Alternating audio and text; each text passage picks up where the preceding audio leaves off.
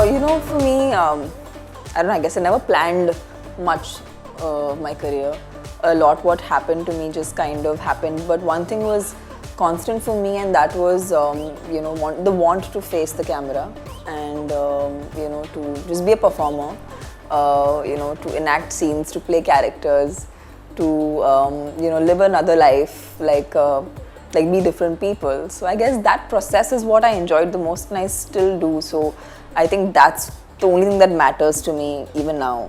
That was my first film. But I think properly, like when I started doing my South films, I must have just passed my 10th grade. And yeah, I think I was still figuring out whether this is something I can pursue for a lifetime, because I'm not from the film industry, so I had no I had literally no mentor, I had no guiding force. I did not know how it would go.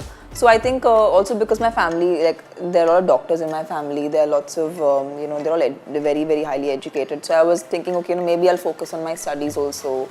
And if this works out, then that would be, the best thing. And to be honest, once work took off, which was when I was around 17 years old, I had literally no time to even continue my education, which became it was a hard decision I had to make at that point in time in my life, because I really wanted to study. At the same time, I was doing something that I really loved, and I could vision myself doing it for the rest of my life. So I think it was a very conscious decision. So I studied till my 12th grade, and thereafter I just couldn't continue studies. And I was a good student. I was one of those strange people who like to study. Strangely, when I started working, I think I was a lot more secure.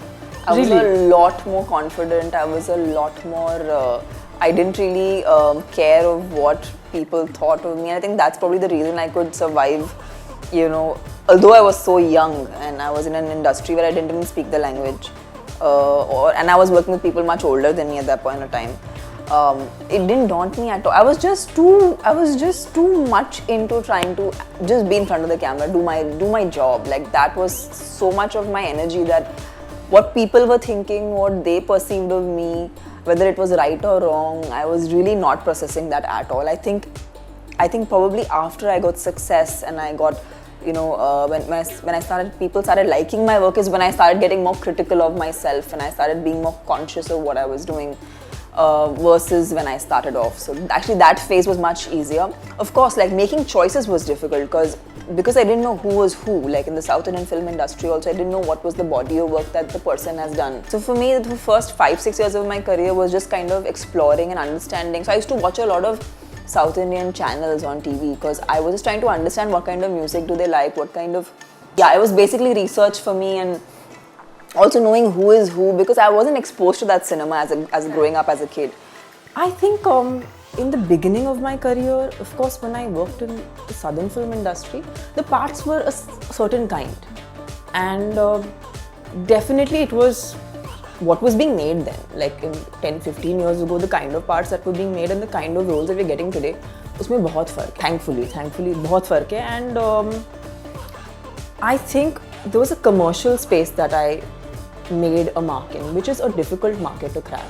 And I don't know who I was having this conversation with, but we were talking about people don't understand कि South का market कितना मुश्किल है crack करना, या the girls who kind of come from Mumbai or Delhi, and they come to a city where you don't speak the language, you leave your families behind, you leave your world behind, and then you kind of make another place your own.